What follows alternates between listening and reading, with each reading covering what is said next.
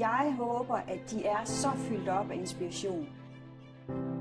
Fingrene klør for at komme hjem og strikke og være kreativ, og at de alle sammen vil ønske, at de kunne bo på Fanø. Stedet har en kæmpe betydning, fordi der er noget med, at man sejler til øen, højt til loftet.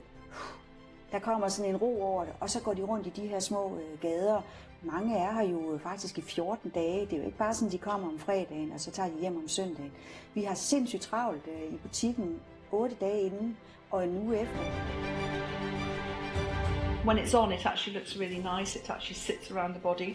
So I sewed it through the 2 seams with backstitch rather than mattress stitch. And that actually makes it turn both ways, which is really nice.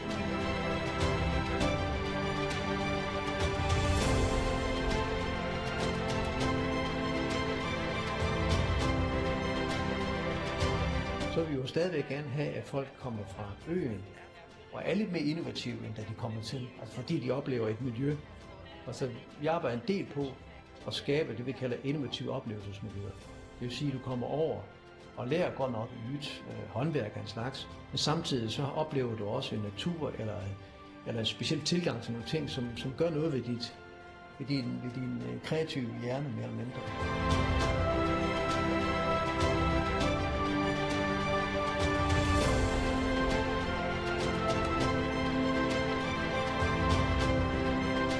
If you look very carefully, you can see it, but it's not usually visible. Ja, for man kan jo se, at det træ, det vender på samme måde som det der, så derfor bliver det jo en. It's there, yes. You can work it out, but you can't really see it. No, you can't. Fanø var altid det bærende element i det.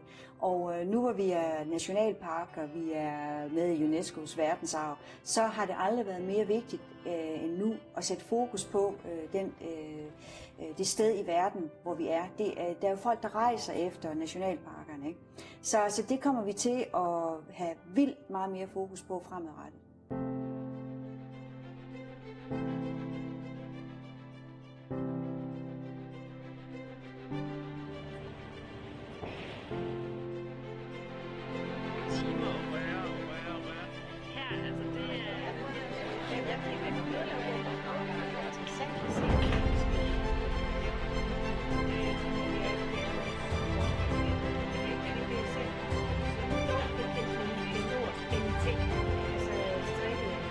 Jeg bliver tit spurgt omkring, at det er super fedt, at man nu kan strikke igen, og at det er moderne og sådan noget, men det har det jo været altid.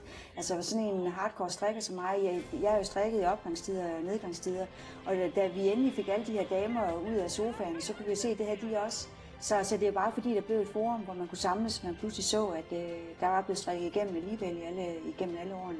Jeg kan sige, nu er der så kommet unge mennesker med, fordi der er kommet yngre designer, og der er blevet fokus på det der med at gøre tingene selv.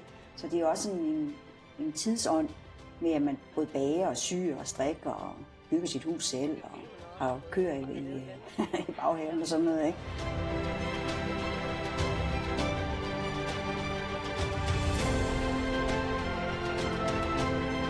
I 2017, der planlægger vi klart, at teltet skal være lidt større endnu, fordi at folk vil gerne samles. De vil gerne have et sted, de kan samles. Og der var vi lidt udfordret i år med hensyn til, at vi kunne ikke have så mange mennesker ind i vores telt, som du gerne ville være derinde. Så jeg tror godt, festivalen kan sagtens, eller det vil sige, rammerne kan blive større. Hvis vi så også kan forstå at følge med, sådan at vi også skaber det indhold, så folk stadigvæk har fornemmelsen af, at det er en personlig ting, der også står bagved, og at de har det samme sociale samvær med andre. Det tror jeg i hvert fald en ting, der skal være meget opmærksom på, at tingene ikke bliver så store, at de bliver personlige. Tak for den her gang. I lige måde, skal